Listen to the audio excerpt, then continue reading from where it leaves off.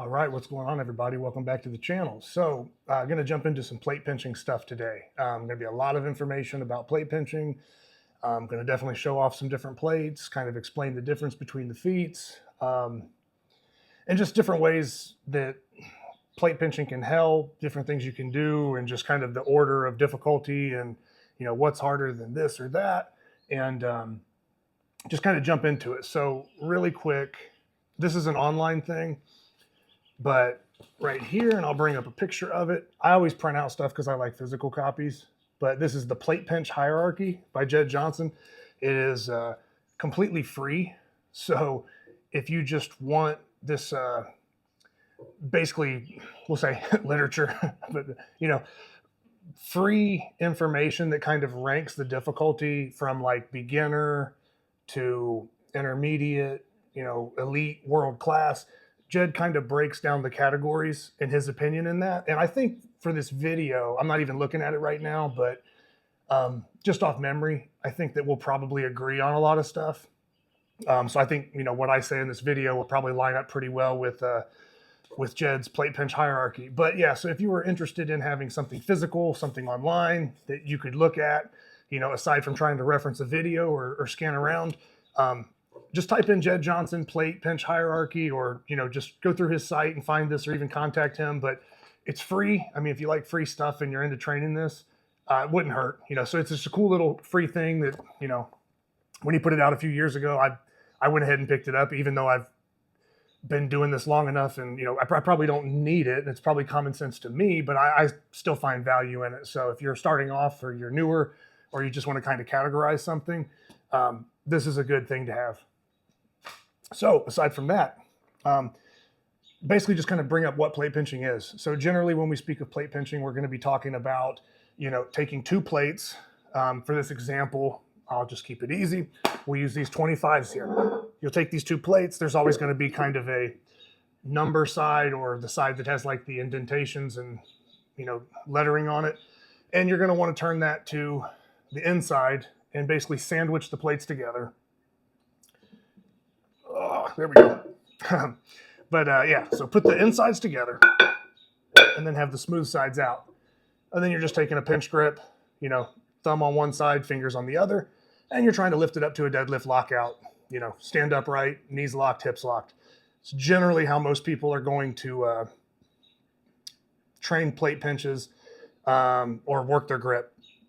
So just so we kind of have an idea of that's what it looks like, I'm going to kind of break down some of these other elements real quick. So as we get into this, the reason I like plate pinching a lot, and the reason it's really valuable, is because if you have a home gym, you already have what you need. If you have a gym membership, they probably have plates. Most gyms have weight plates, so you're already going to have access to plate pinching anytime. You don't have to spend $100 on a rolling handle. You don't have to spend, X amount of money or get something shipped in. You already have the tools, and you already have a ton of different ways to train it. And if you're not familiar with how you could train it, we're going to get into some of that. But yeah, so you could do this at the gym, at your house, anywhere where there's weights, anywhere where there's something that you can pinch. We're going to be talking about plate pinching specifically, but it's not out of the question for people to pick up, anything that has that kind of square shape or has that open hand position and pinch lift it. Not saying people would want to do that, but like, how I've joked around people picking up pieces of wood or paver stones and just random stuff like that just for a challenge. But if you want to actually like track it, and we're talking, a little more strict with the plate pinching, it's just going to be more dialed in and better. So basically from there, just going to jump into, you know what, let's just, so yeah, so it's easy to get to in your home gym or your public gym. Now, sometimes you are going to run into something where, you don't have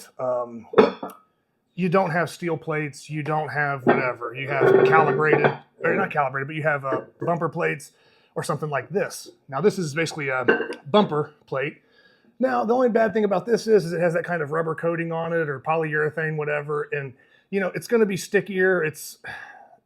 Maybe it holds chalk, maybe you don't even need chalk. And then at the same time, there's a bit of a lip on this one. And there's always usually a lip on a lot of these plates. So you're not going to have to pinch it as hard but you could still make do with it. I mean, it's still a pinch grip. It's still something you can do, but it's not ideal. So that's the only bad part about, if your gym doesn't have steel plates or doesn't have regular iron plates, is this lip. So you're looking for something that has flat surfaces on the side so that you can really isolate and target that thumb.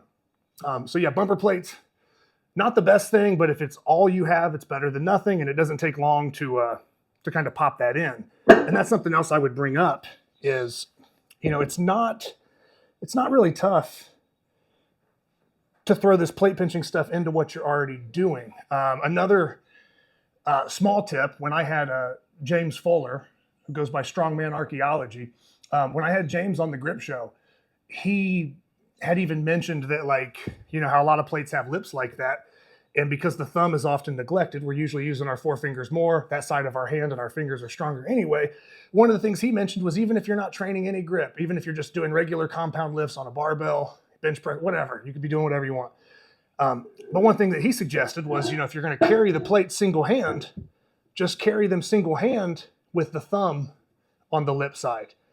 That takes away, basically you having all four fingers in the strongest part of your hand right here executing, the grip on this. So even as something as simple as just loading the bar with your plates or walking them across the gym station to station, if you just put that thumb on this side, it's going to cause it to work a little bit more because you don't have anything to hold on this side, and it's going to put more stress on the thumb. So that's not necessarily like, oh, this is some like revelation or crazy, training method. It's not. It's just something small. You know what I mean? It's just bare minimum. It basically just gets to that point where if you have a weak thumb or you have a weak grip and you're claiming you want to make it better, there's really no excuse. Everything from carrying your regular plates during other lifts to, like I said, bumper plates at your gym, whatever it is, you can make do with what you have. Ideally, yes, if you're looking to climb up the list of people who've done X, Y, Z feat, or you're looking to challenge yourself with something that's kind of measurable, yes, your regular plate pinch is going to be king, but it doesn't mean that there aren't other things that you could supplement, or, like I said, maybe you can work with what you have until you get to the point where you can train with or lift whatever desired plate you have. So that's just another thing. The other aspect I would bring up about plate pinching is very high reward and basically low risk. Biggest risk you have pretty much plate pinching is just going to be maybe if the plates are sharp, or maybe if it kind of catches your hand in a weird spot, you split your thumb skin, or you have a webbing tear. That's not that big of a deal. And that's one of those things that, not always, but if you're a little conditioned for it or whatever, you can kind of tell when it's coming on, or you can kind of tell when it may start, and just stop it a set early or something. Sometimes it happens, you can't help it, especially if you're going maximal and pushing it. But yeah, it's not going to be like a 400-pound squat. You're not going to really get injured. Benefits everybody. Hurts nobody. There's no risk to doing the lift. It's not going to fatigue you so much that you miss your next max effort deadlift. It's a very sub-maximal lift that is also going to carry over into everything else you do, because it's going to strengthen your thumb. It's going to work your flat finger pressure and just make everything stronger in the hand, in your wrist. So all these different grips, and everything that involves the hand, it's going to target a lot of that stuff, but most importantly, the thumb, because with pinching, the thumb is always going to be the weak link, and it's really going to get isolated here. So when we talk about plate pinches, you can target something that usually doesn't get hit with other lifts. You can pretty much do the exercise anywhere. It doesn't take away from the training you're already doing, so it's very easy to plug in and program it, or just toss it in at the end of a workout, or, like I said, even just carrying some stuff in between sessions or in between lifts. So there's really almost no way that you could say that you couldn't fit it in your schedule. It's absolutely an easy thing that you could plug in, and I would say in a fairly short amount of time, with a little dedication and consistency, actually see the improvements from it.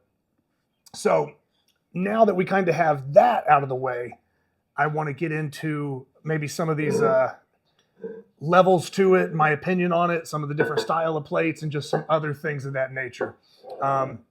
So one of the things that's going to matter with plate pinching is, we've already mentioned it a little bit, the style of plates. Bumper plates, steel plates. We have calibrated plates, which have very, very slick paint on them, and they're typically thinner. That can change the lift for a lot of people.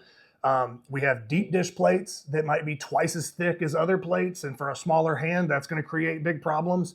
So then we have the texture. How well do they hold chalk? So there's so many factors. So the thing I want you to take away from that is generally, just because you're pinching 25s or 35s, 45s, whatever you're pinching, it doesn't mean that all these plates are equal. So you could have a pair of 25-pound plates, and there could be 5 other sets, and they could all feel completely different, even though they're all the same weight, maybe roughly the same dimensions, but the texture alone can change that. So just keep that in mind. And for me, when I attack different feats, I don't try to just meet the minimum requirement, meaning like if I want to pinch 45s, I don't want to just pinch the easiest 45s I can. And then when you put me in front of other 45s, I can't hold up and I can't deliver. So while starting out, yeah, you'll take whatever you can get. Of course, we all will. But once you get to a level where you're knocking certain stuff out, it's important to keep increasing the difficulty, keep bumping things up, because my goal is that I should be able to lift any pair of 45s you put in front of me, or with a little bit of chalk and maybe fixing the texture. But as long as I can get my hands on them, I would like to lift them. I don't want to run into a pair that I can't lift, To me, that's kind of true mastery of the feat, or that's true,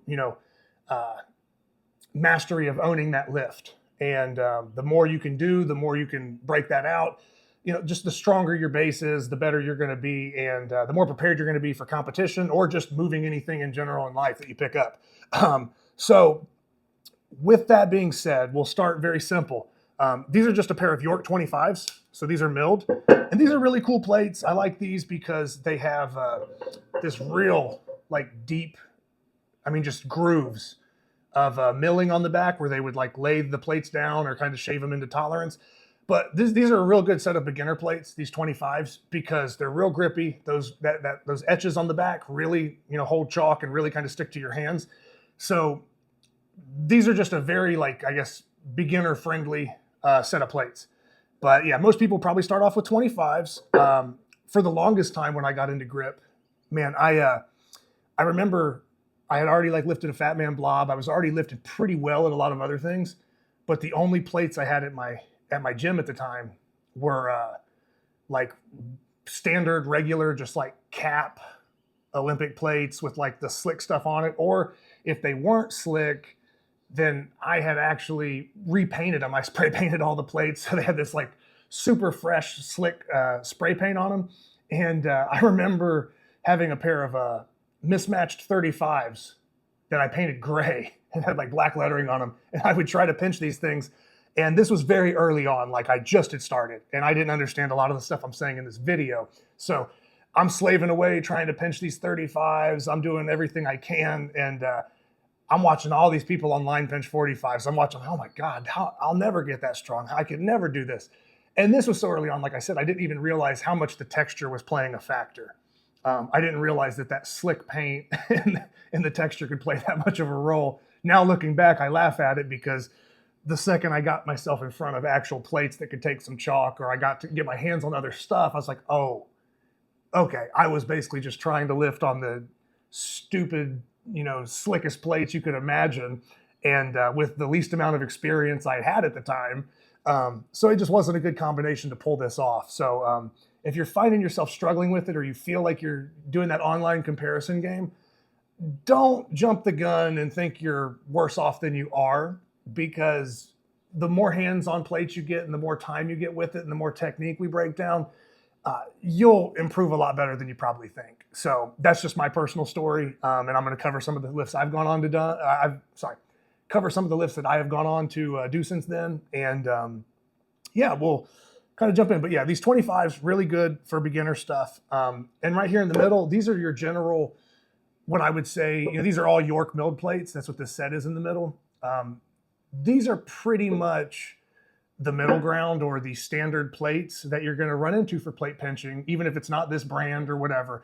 They're generally going to run about, 2 inches thick when they're put together, maybe 2 1/4. But you're looking at, a kind of a moderate in between. Whereas when you get into the calibrated plates are going to go even more narrow and probably be a little bit slicker as long as the paint's still on them. If you talk deep dish, you're going to go wider. But for these are kind of your in the middle standard plates that most people are going to be pinching. And then if you want to go, heavier or more challenging, that's when maybe the deep dish come into play. So you're working a bigger width, or the calibrated plates, because they can probably, go heavier, because you can get up to pinching 225 kilos or 255-pound plates. So as far as your general, like pinching 25s to 45s, most of them are going to be about this width, and most people are probably pinching on something like this. But for the sake of challenges and increasing and kind of pushing the envelope with everything, so much more can be done with plate pinching, and we're going to get into some of that stuff. So another couple quick things I'll bring up before we dive in on these specific plates is the fact that you can train them with 1 and 2 hands. That's another thing. So you can do a single hand plate pinch, or you could do, 2 hands. So it's a way to not only attack all the weaknesses I talked about before with your grip or something that's easy to plug in, you can also work it as a 2-handed lift. You can work it as a single-handed lift. You can even get into, transferring and tossing the plates hand to hand, make it more dynamic. You could clean the plates. There's a lot of different things you can do. So, just getting that deadlift is the first step. But once you knock that off and you get to that level, well, then the timed holds, the farmer's walks, just that little bit of increased difficulty is really where you're going to excel, or take your grip and take your strength to the next level. Just doing the bare minimum plate, the bare minimum deadlift, that to me is more of the starting point, and it's a great goal when you start. But once you do that, don't be satisfied with that. Keep pushing up higher, bigger plates, wider plates, 1 and 2 hand combinations, the trying to clean them, just more levels of mastery to really solidify that feat, or just really develop yourself. So that's just something else I wanted to add. Now, let's just dive in and talk about some of these plates. So we have the 25s. I will get them out the way. So when we get up here, now we have basically these 35s. So still of that milled set. Some cool stuff I've done with these would be a plate pinch clean. So single hand clean and balancing them. That's the hardest part, because when they get up, they want to shift back and forth. They want to flop side to side. And when you have 70 pounds up here, you're not really controlling that very well single hand, especially with the leverage factor and if they're sliding. So very tough feat to pull off, but that was one that I really wanted to do. So with this pair of plates, I have cleaned them, and one that's probably, I won't say probably seen less, but yeah, I've probably seen less than that, is I did a hand-to-hand toss with the 35s, but spun them 180 degrees, caught them, and then, lift up other stuff or do combos with it. So it's probably the favorite stuff I've ever done with these plates. But yeah, these are also just really, really cool, really solid plates. If we get into the 45s and what those would look like, real quick, we have the York 45s. So for me, I had, if I really break it down, I'm going to refer to these notes real quick, but joking about that, those slick gray plates I had as 35s. The first pair of 35s I ever pinched were these deep dish internationals right here. So these deep dish internationals, these are 35s. This is the first pair of 35s I ever pinched. I actually wrote it down. That was in December of 2020. So this is the first pair of 35s I ever pinched. And yep, it was December 2020. I didn't pinch my first set of 45s, even though I had 45s. I had these 45s at the house. I struggled with them. They felt slick. They just didn't feel good. I just wasn't really strong enough. And it took me a while. But I did have some like weeder plates that were like 20 kilo plates, but sometimes they're 44 pounds, sometimes they're 46. So technically I probably had pinched 45s earlier than I'm going to say, but to have a true set of 45-pound plates that actually weigh 45 pounds, that would have been October of 2021. And I pinched those at James Rederitas' place. So I went out there to do a training session with some of those guys towards Charlotte back then. And that's when I pinched, both hands, my first pair of 45s. And, so that just goes to show. Now, it wasn't like I was dedicating all my life to this feat. I was doing a lot of other stuff, but just under a year from 35s to 45s, and that's not going to be the same for everybody. We're all different. We're all going to be at different levels, starting points, and finish lines. But that's just, something to keep in mind, that if you're really looking to get into this and you're looking to really train to get at a high level, don't rush it. There's plenty of time. And keep in mind when you're doing plate pinching, to go from pinching 25s to 35s is a 20-pound jump. These are 20-pound jumps because you're going 10 pounds per plate. So if you go from 25s to 35s to 45s, putting 20 to 40 pounds on a plate pinch is probably the equivalent of putting hundreds of pounds on another, full body lift. So the percentage of what's increasing, and if you add in like a little bit of a different width, a different edge, just how the plates line up is very important, because sometimes plates will fit together perfect. They'll be like one unit. Other times the plates will kind of fold inside each other. They'll be kind of bowed out. There'll be gaps and spaces in them. You go to pinch them and they fan out, they slide. So how the plates line up can be as big of a factor as anything as well. So there's so much stuff like that that I hope people can take from this video, and I hope they can, understand it as they get their hands on it and start doing it. But yeah, December 2020, I pinched these 35s. And that was a big deal for me. I'm happy that it was a set of deep dish plates. Make sure this doesn't roll back and smash my foot. But yeah, so we have these here, right? And I'm going to bring up the pictures of the tape measure and everything, but you can already see, versus the Yorks that I had up here, getting your hands on this is a little bit different. And for most people, probably in the, we'll say, slightly below average hands and slightly above average hands, you're probably all going to agree on a lot of that plate pinch hierarchy or on the levels of these feats. If somebody were to have really big hands, they might prefer a deep dish pinch, and maybe the regular plates start to get on the lower end of that window where they have power, and then maybe the calibrated plates are way too thin and they just don't have any power in that range. So they can be a little bit, case by case with this, but the majority of people slightly below or above average with their hand size probably are going to agree that deep dish is harder. The calibrated and slick is hard. The plates in the middle probably feel better. And just like bonus information there.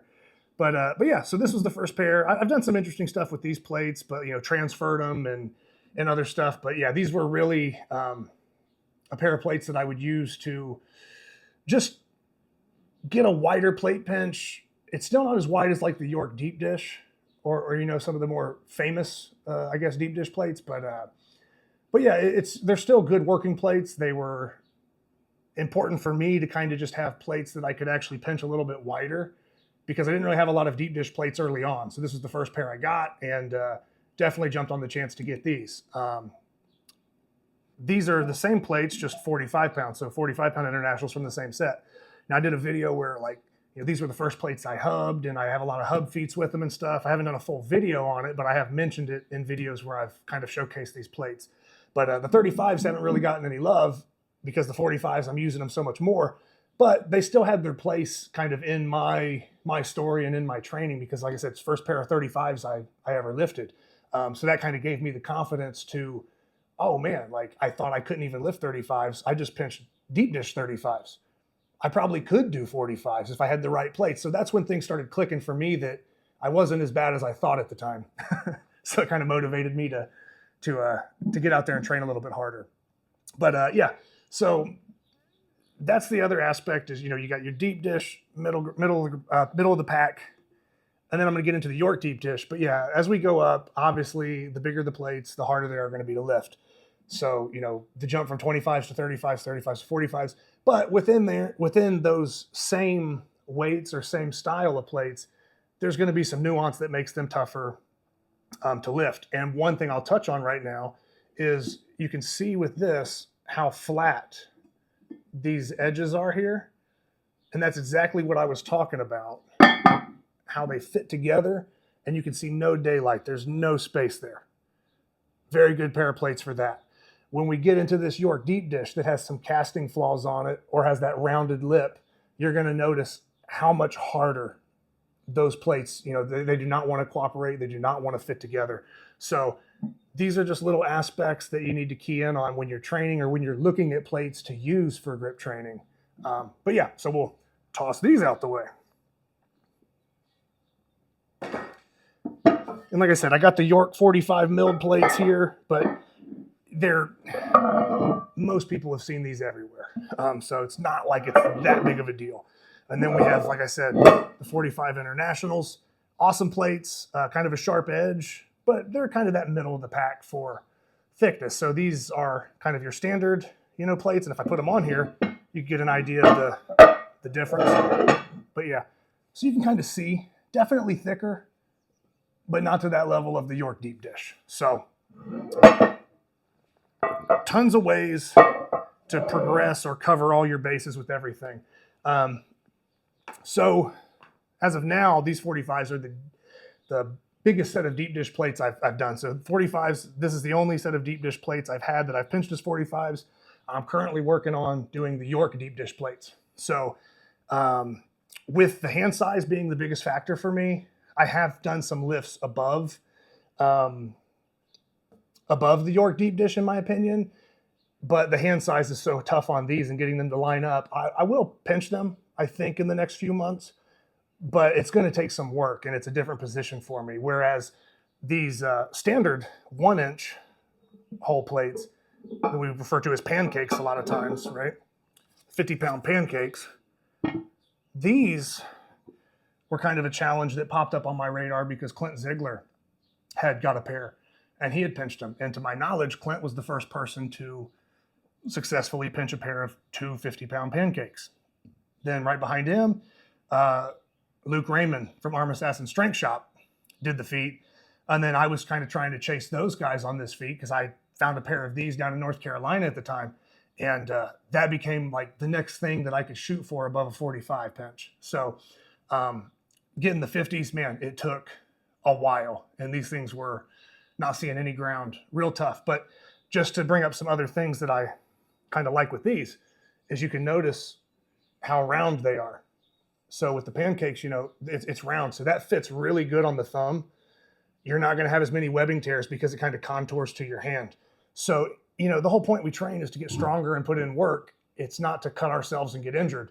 So anytime you can find something that's going to give you that stimulus or train or shoot for, and you're not spending a ton of time, I got to make the texture perfect on it for 30 minutes. That's wasting time you could be training, right? For like calibrated plates or something.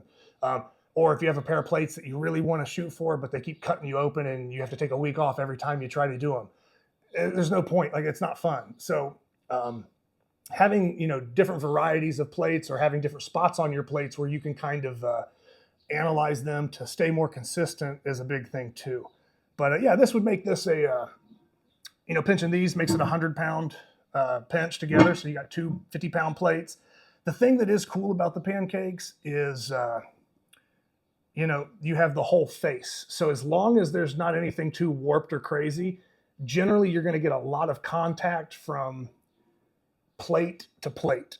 The faces of the plates are going to line up pretty well. Whereas with the deep dish or some of these other things, you're relying on the hubs to line up and just the outer rim to line up. So that's kind of a benefit of using some of these pancake plates, is that if you have plates that are just wacky and off bending and having gaps, you don't have as much of that with the pancakes. But once again, when, like we talked about jumping from plates to plates, even though it's only a 10-pound jump, when you jump from pinching 245s for a 90-pound single hand pinch to 100 pounds, it definitely matters. And I want to say the thickness of these, I'll bring it up in the video. I don't even want to misquote it, so I'll bring it up when I get all that documented.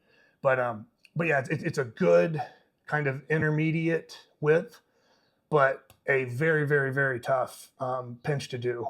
I don't know of, I know there's a lot of people that could do it. I know there's more out there that probably haven't had access to the plates or haven't tried it. But right now, people that I've seen on video, I really think it's just the three that I mentioned with Clint, Luke, and myself. I don't know if I don't know if anybody else has had a shot. And like I said, I know there's plenty of other people that could do it, but you got to have the thing to do the feat. So yeah, there's plenty of people. I think if they stopped by and got to take a shot at these, they'd probably come up and lift them. But it's just a matter of getting that to kind of the stars to align. So yeah, the 50, really one of the biggest plate pinches I've ever done. And as we kind of climb up that ladder, it kind of leaves me with really looking at these York deep dish plates as a very classic plate, classic historical plates that have a pinch grip history, and I have not done those. And then 2 red calibrated plates. So the pair I'm going to be working on is going to be right here. So these are some like 1980s like powerlifting Eleiko plates. So these are 55 pounds, but very narrow.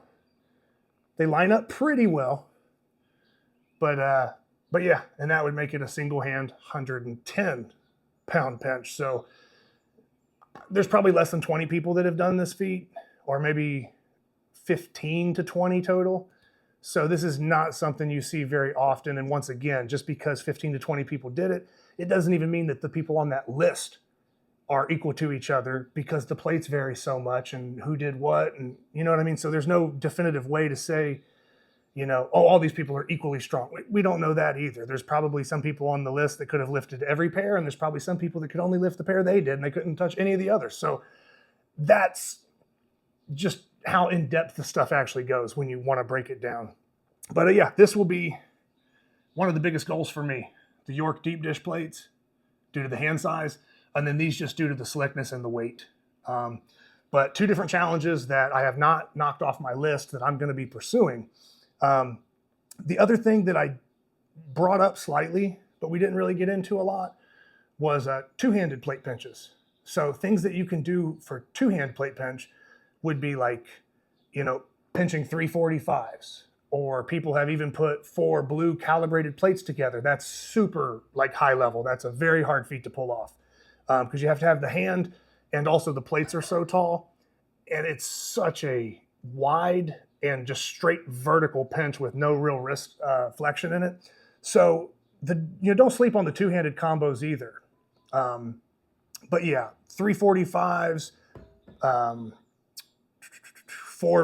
3 to 4 blues, or 3 reds. That's another one. So people put 3 55-pound plates together and pinch them 2 hands.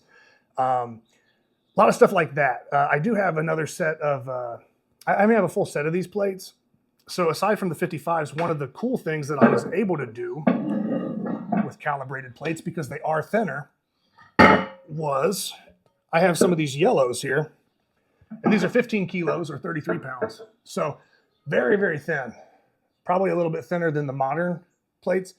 So that worked out really well for me. I put 3 of these together for a single hand pinch. So total of 99 pounds. So you had 3 33s or 3 15 kilos. But that's another thing. So if you're ever looking at, knocking out some of these feats, you have the 1-hand, the 2-hand.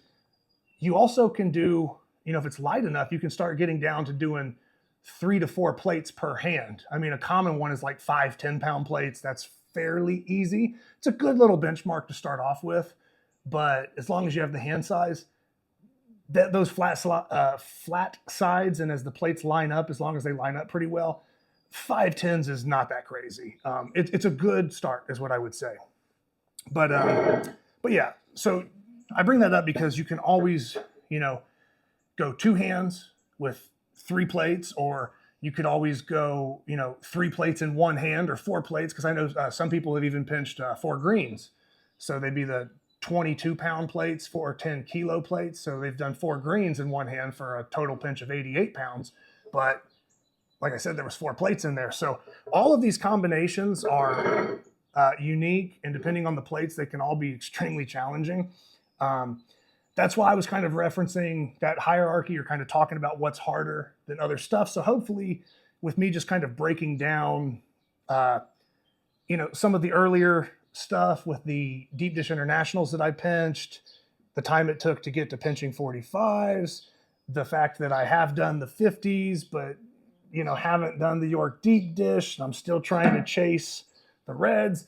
Hopefully that will give you kind of where my personal scale is as to what I've done. I have done some decent plate pinching feats, but those reds and the York deep dish are probably the two things that I'm looking forward to trying to do the most.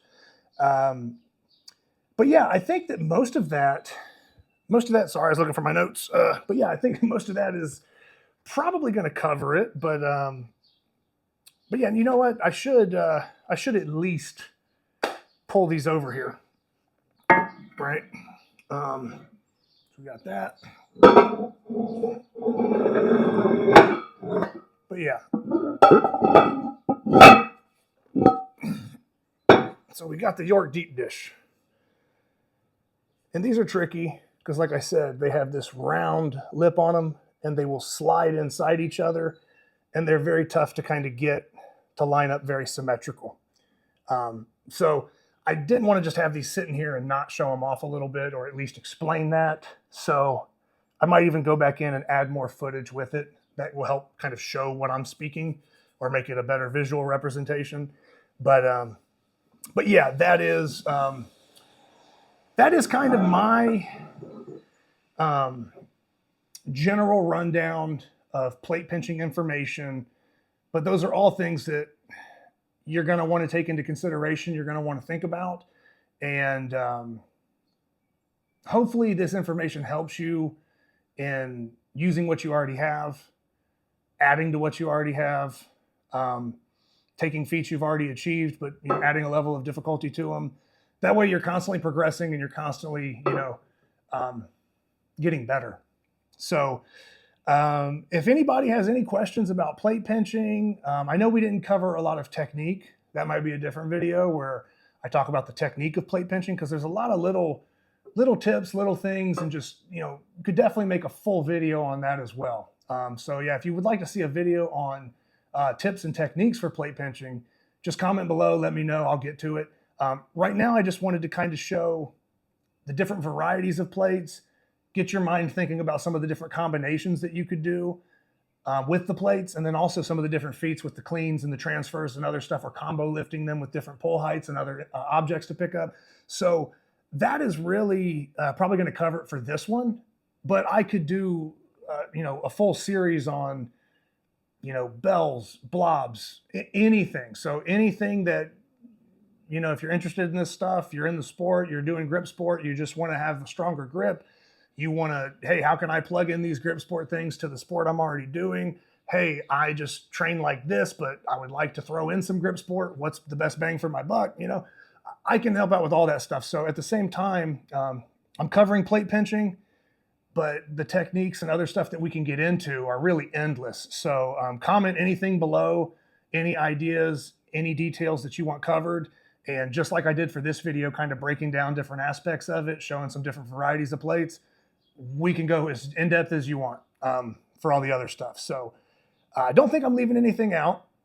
Hopefully this was informative. Hopefully I wasn't too scatterbrained for this one. And yeah, I don't know. Hopefully you'll kind of form your own goals and kind of climb that ladder with me as I'm trying to chase these reds and these York deep dish plates. So yeah, comment below. Let me know what you're working on. Let me know what you're looking to do, what you want to see. And yeah, feel free to hit me up, reach out anytime, and we'll talk grip strength and all things training, whatever. So yeah, that'll be it for this one. So see you next time.